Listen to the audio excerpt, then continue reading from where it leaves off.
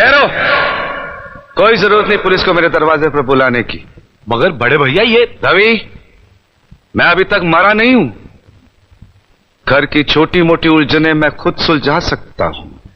साहब जी इन्हें डांटिए, अभी का अभी डांटिए। अरे छोटी मालकिन के गहने चोरी हो गए और ये लोग हम पर शक कर रहे हैं। ये लोग सोच रहे हैं कि वो गहने हम कहीं बेचा है।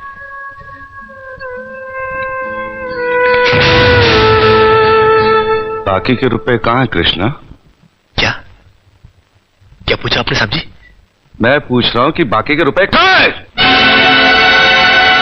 ये आप पूछ रहे हैं साहब जी अपने कृष्णा से?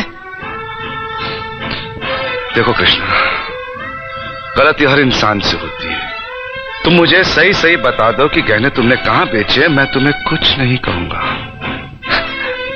अब कहने के लिए बाकी ही क्या है साहब जी? एक छोटा सा सवाल पूछ के आपने बहुत कुछ कह दिया है साहब जी। कृष्णा, बात को आगे मत बढ़ाओ। बात आगे बढ़ चुकी है साहब जी, बात आगे बढ़ चुकी है। अब तो आप पुलिस को ही बुलाइए। वो जब हमें कुत्ते की तरह मार मार के हमसे पूछेगी ना, अब तो हम तभी बताएंगे कि हम गहने कहां बेच कर आए साहब जी।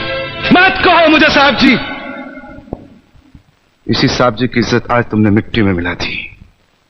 क्या कुछ नहीं किया था मैंने तुम्हारे लिए, उसका मुझे तुमने ये बतला दिया। अरे भैया जी आप क्या? अरे हट जाओ ज्योति। जिस दिन मेरी फैक्ट्री जलकर राख हो गई थी और मैं बर्बाद हो गया था, मुझे उतना दुख नहीं हुआ था कृष्णा जितना आज हुआ जब तुमने इस घर में चोरी की है। साहब जी, बचपन में जब हमारे माँ बाप मर गए थे ना और हम अनाथ हो गए थे ना, तब भी हमें इतना दुख नहीं हुआ था जितना दुख हमें आज हुआ है जब आपने हमें चोर कहा साहब जी। आपने हमें चोर कैसे कहा साहब जी? और ज्यादा सफाई देने की जरूरत नहीं है। दूर हो जा, मेरी नजरों से दूर हो जा। निकल जा इस घर से। अरे इस घर से ही क्या, इस गांव को ही छोड़कर चले जाएंगे।